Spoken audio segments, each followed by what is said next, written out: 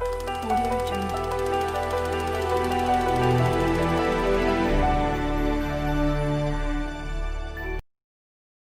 Vamos a presentar un proyecto para la reforma al sistema de pensiones. Ustedes saben que se llevó a cabo hace algunos años una reforma y quedó corta, para decirlo amablemente.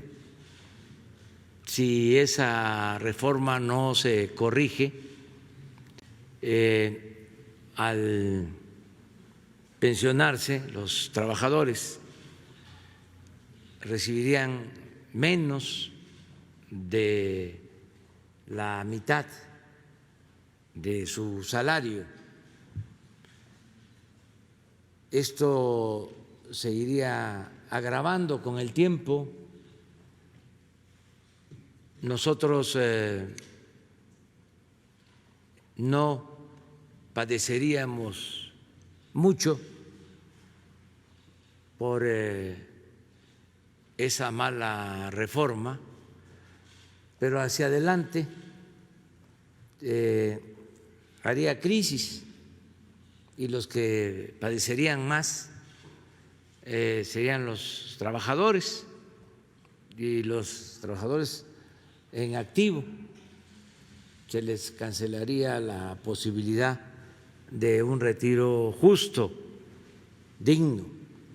Efectivamente, este es un anuncio muy importante, es un anuncio trascendental, sobre todo por el fin último de esta iniciativa, que es mejorar las condiciones y vida de los trabajadores cuando ellos se retiren. Déjenme darles nada más un dato: después de esta reforma se espera que el trabajador promedio aumente su pensión en un 40%, es decir, no es un asunto menor, se trata de cambiar de manera radical las condiciones de retiro de los trabajadores para que tengan, como el presidente lo señaló, acceso a un retiro justo, acceso a un retiro digno. ¿Cuáles son las fallas que tenía el sistema actual y que tenemos que corregir? Había dos problemas centrales.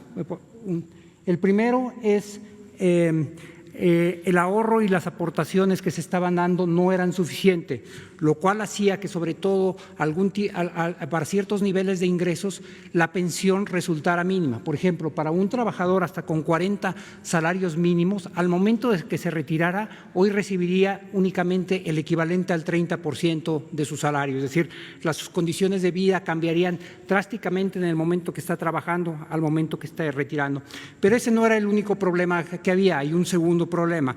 México es todavía un país con un alto grado de informalidad. Y cuando se pensó este sistema, se pensó que México iba a transitar relativamente rápido a un mayor nivel de formalidad, y para tener acceso a una pensión garantizada se requieren hoy 1.250 semanas de cotización, que es el equivalente a 25 años de trabajar.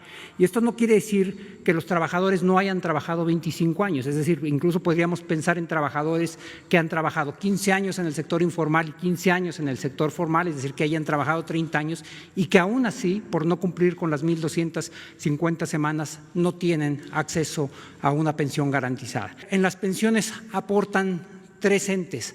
Aportan los propios trabajadores, una parte de su salario se va como un ahorro, aportan de manera muy importante los empresarios, los patrones, y aporta el gobierno federal. El gobierno federal aporta a través de diversas bolsas, aporta primero al sistema de pensiones, aporta más de 700,000 millones de pesos al año al sistema de pensiones del ISSSTE, más de 300,000 millones de pesos al año al sistema del IMSS. Entonces, una discusión que siempre se da aquí y que a veces hace que las reformas se vayan retrasando es en el nuevo mecanismo cuánto se va a aportar y quién va a aportar. Y algo que ayudó a facilitar la negociación fue, como señaló el presidente, la actitud extraordinariamente proactiva del presidente del Consejo Coordinador Empresarial, que asumió que tiene que haber un empresariado ahora con mucha más conciencia social y que les correspondía a ellos dar el primer paso y el paso más importante. No solamente están los tres entes, sino están también los dos presidentes de las juntas de coordinación política, tanto de la Cámara de Senadores como de la Cámara de Diputados, porque esto tendrá que tener un tránsito legislativo.